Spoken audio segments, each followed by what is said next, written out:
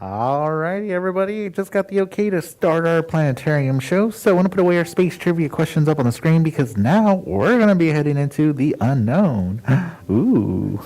And welcome everybody to the Morrison Planetarium. Really quickly, I just want to introduce myself. My name is Christian. I want to be your planetarium presenter. And just a heads up, I'm not just a voice coming out of the walls. I'm actually a person, and I'm standing right behind you. Hey, I'm up here, y'all. Don't hurt your necks. Look forward into the dome before you. That's where the whole show is going to be. I just want to let you know that I'm here. I'm going to be your planetarium presenter. You're a space pilot of a sort. And everything that you see in purple is going to be one enormous screen, thanks to the help of 6 different projectors hiding throughout our planetarium dome. And everything that you're going to see on this big screen, folks, is backed by scientific data, evidence, peer review, and critique. And I'm very, very excited for y'all to join us for the last planetarium show here at the Morrison, because this is by far my favorite show to do, because this show is called Tour of the Universe. And you're going to be hearing my voice for the next 30 minutes as I actively live fly you through space. And what we're going to be doing, well, we're going to be starting off pretty close to the Earth, and we're going to be zooming all the way out to the very edge of the observable universe. Hopefully by the end of the show, you won't have an existential crisis of where we are in space. But hopefully you don't get too much of that sensation. Just want to pre-warn everybody beforehand. And before we get started with our show, I do have to go over some quick house rules just so that we're all on the same page. We have a great experience in the planetarium dome. First off, there's no food or drinks allowed inside, so if you manage to bring any snacks or beverages, make sure those are put away till the end of the show. We want to keep the theater as clean as possible for all the guests coming in the future. Also, if you happen to have any 21st century gadgets like cell phones, smartwatches, anything that produces bright white light or loud sound, now is the perfect time to turn them off, deactivate them, put them away for the next 30 minutes, as these are very distracting, not only for you, but for the folks sitting behind you. That really bright white light really takes away from the planetarium experience, because this room is going to get quite dark. And also, folks, if you need to exit the planetarium for any reason, you're more than welcome to do so. All we ask is that you exit at the very top of the planetarium. That's where you're going to find the exits before, during, and after the show. So when in doubt, always make your way up the stairs, not down them.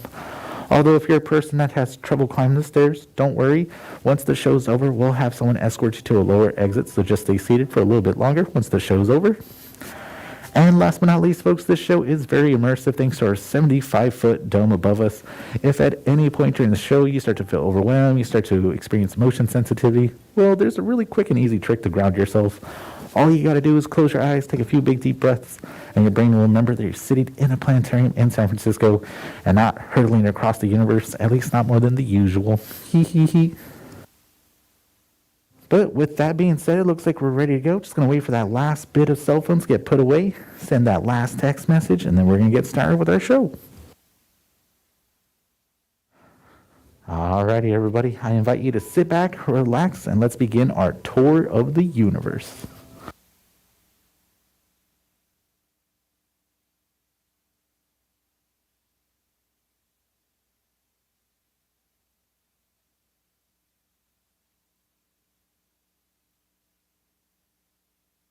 Alrighty, folks, as I mentioned, we're going to be starting off pretty close to the Earth, not right on it. We can see the Earth just down below. We can see the city lights starting to pop on up. There we go. We can see all the city lights from the Nile just down below. And we're going to be starting off at this really cool spacecraft just above our planet called the International Space Station, or the ISS for short. Now, a lot of people tend to ask me, hey, Christian, what is the International Space Station? I hear about it all the time in the news and articles, but I don't really know what it is. Could you explain it for me? Well, of course, folks. The International Space Station is a research facility, a laboratory that orbits around our Earth. And how this came to be, well, a bunch of countries wanted to figure out what happens to things in space, because there are certain things that you can do up here that you can't on Earth. Some of the science experiments that they'll conduct up here are things like, what happens when you try to grow plants in space? Do the plants grow the same? Do they grow differently with less gravity? Another one is, what happens when you try to spark a match in space? Does the flame act the same? Does that act differently with less gravity? And one of my favorites is where they had 2 identical twins. One twin lived on Earth for about a year. The other one lived on the International Space Station for a year. After that year, they compared and contrasted. Turns out when you live in space for a long period of time, you tend to age a little bit slower, but not only that, you also lose a lot of body mass index. You lose a lot of muscles because you don't have gravity constantly working down on your body the whole time. So if you're planning to live in space for a long time, remember to exercise daily. Hee hee hee. And also, folks, the International Space Station looks enormous on our screen right now, but it's not that big in actuality. It's only about the size of an American football field. So if you've never been to an American football game, don't worry, that's okay. You can also use the entire California Academy of Sciences, the museum that we're sitting in right now. That's about how big it is. And also what's really neat is that this thing is going incredibly fast, folks. It's going a whopping 17,000 miles per hour, where it orbits once around the Earth every 90 minutes, where it experiences 16 sunrises and 16 sunsets a day. Whew, how romantic.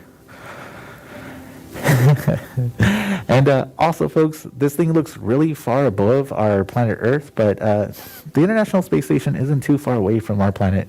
It's only about 225 miles above the surface of Earth. 225 miles, that's like going from San Francisco to Santa Barbara, a nice little road trip to get away with the family for the weekend.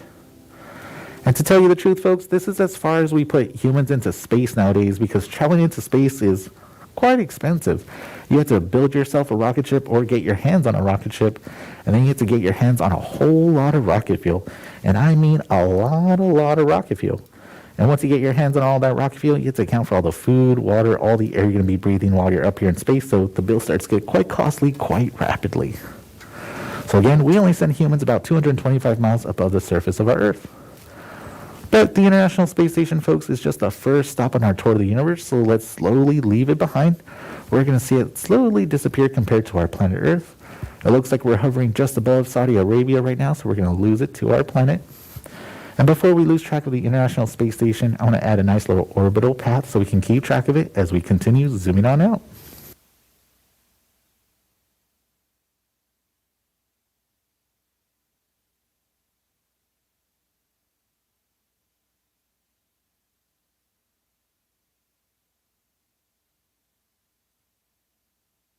All right, folks, so now we zoom so far out, we're looking down at our planet Earth. And I do want to let you know that the space program that I'm using here in the planetarium is something that you can go home and download, and you can fly through space just like how I am. The space program that I'm using here is something called OpenSpace. So if you go to your favorite search engine, type in OpenSpace project, then you can find the website where you can download it. But just a heads up, OpenSpace is not entirely finished. We may come across a few bugs and glitches here and there. In fact, I see one right there, that big missing chunk of data. Hopefully we can look past some of our glitches and continue on with our show. And also just want to let you know, OpenSpace is uses a whole lot of processing power. So if you don't have a newer computer, I wouldn't recommend downloading the program. It may overwhelm your computer, but if you got something new or a gaming computer, give it a try. It's a whole lot of fun. But also, if you're a person like me that doesn't want to download anything, you just want to fly through space, just hit a website link. Well, we also have another great option called NASA's Eyes. So just like the human eyeball, just type in NASA's Eyes to your favorite search engine. Don't have to download anything, and you can fly through space just like how I am. And it's a whole lot of fun. So we have OpenSpace and NASA's Eyes. But let's leave our planet Earth behind, because now we're going to be making our way over to our nearest natural neighbor to us in space, the moon.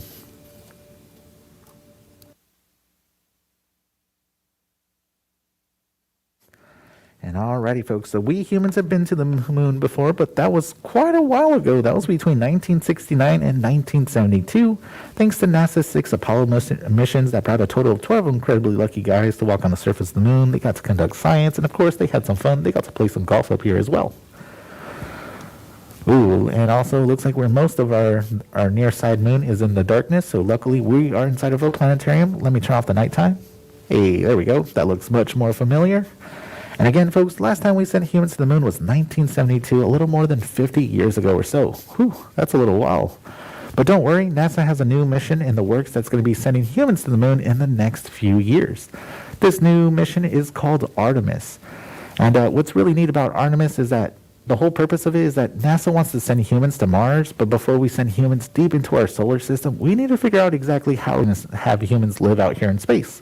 So the moon is the perfect stepping stone to figure out all the logistics, how we're going to live out here in space.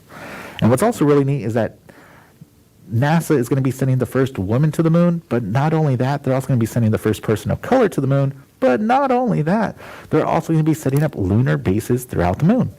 Pretty much, we have a lot of interest in the South Pole region of the moon. Whoa, that is a new glitch that I have not seen before.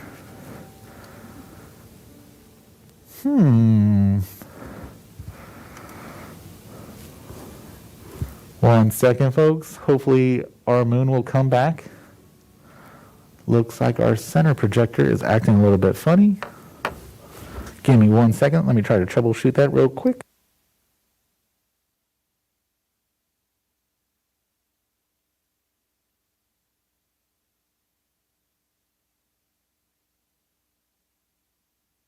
Give me 1 moment, folks. I'm going to try to call my engineer so we can get that fixed real quick, because that is a big, important part of our screen. So give me 1 moment. Thank you so much.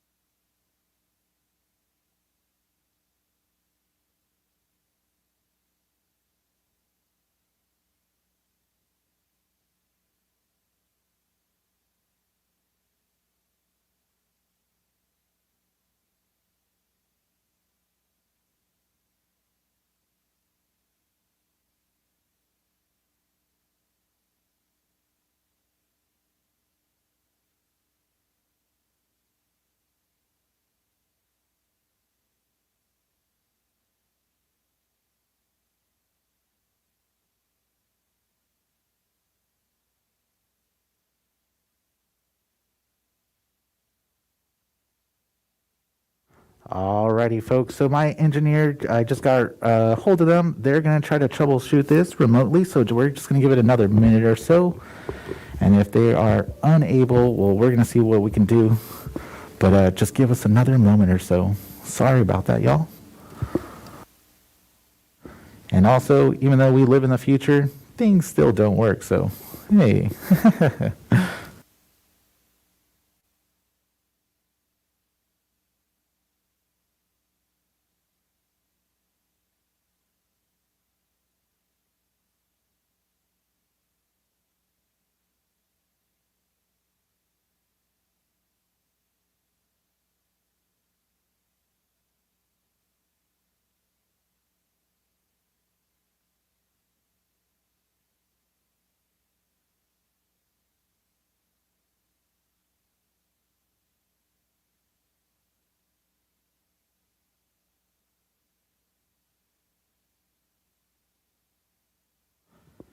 And once again, folks, we do appreciate your patience.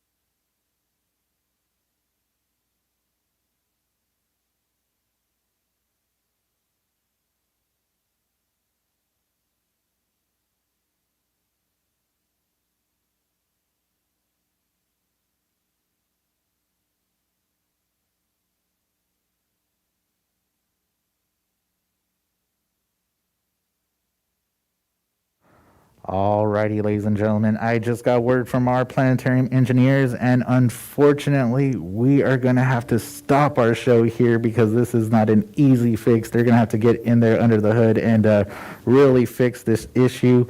So I'm really, really sorry to announce, but we're going to have to end our tour of the universe here at the moon.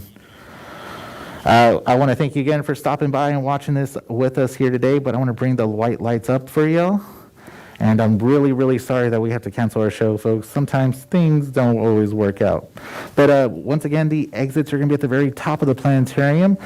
Make your way up towards the very top. And again, very, very sorry for that, folks. Thank you for stopping by.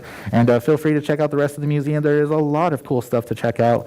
You can still check out the aquarium. The museum's going to be open for another 15 minutes or so. Maybe take a look at the gift shop. It's on your way out.